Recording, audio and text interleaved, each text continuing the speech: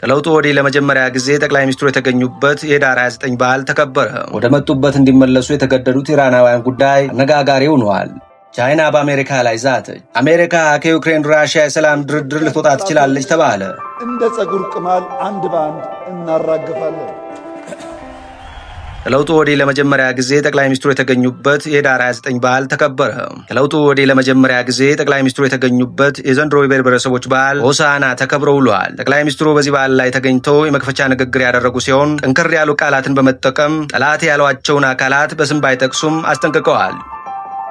በርካቶች በርካታ መሰናክሎችንና ፈተናዎችን ተረማምደው የሚገቡባት አሜሪካ ከመካከለኛው ምስራቅ የሚጎርፉ ግብረ ሰዶማውያንን ግን እጆቿን ዘርግታ ስትቀበል ሰነባብታለች። አሁን ግን ይህ ታሪክ የተቀየረ ይመስላል። ፕሬዚዳንት ዶናልድ ትራምፕ ሁሉንም በአንድ ቅርጫት ጠርንፈው መላኩን ቀጥለዋል። እነዚሁን የኤልጂቢቲኪው አባላትን ጨምሮ 50 ያህል ኢራናውያንን የያዘው የክራይ አውሮፕላን ከአላስካ ተነስቶ እሁድ ንጋት ላይ ቴህራን መድረሱን የኢራን ኦፊሻሎች ነገሩኝ ሲል የዘገበው ዘኒውዮርክ ታይምስ ነው። በተጨማሪም ይሄኛው ለሁለተኛ ጊዜ መከናወኑን ያስታወሰው ዘኒውዮርክ ታይምስ ኢራናውያን ወደ ኢራን እየተመለሱ ያሉት ከ2 ወራት በፊት ፕሬዚዳንት ዶናልድ ትራምፕ ከኢራን መንግስት ጋር በገቡት ስምምነት መሰረት መሆኑን አክሎ በዘገባው አስነብበዋል።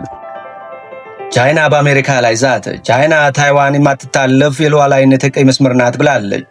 ታይዋንን የተመለከተ ማንኛውም ጣልቃ ገብነት ዋጋ ያስከፍላል ስትልም አስጠንቅቃለች። ቻይና ይህን ማስጠንቀቂያ የሰጠችው በትራምፕ አስተዳደር በቀጠናው የአሜሪካን ወታደራዊ የበላይነትን ለማፈርጠምና ታይዋንን ከቻይና ወረራ ለመከላከል ያስችላል የተባለለት አዲሱ ረቂቅ ሰነድ አፈትልኮ መውጣቱን ተከትሎ ነው።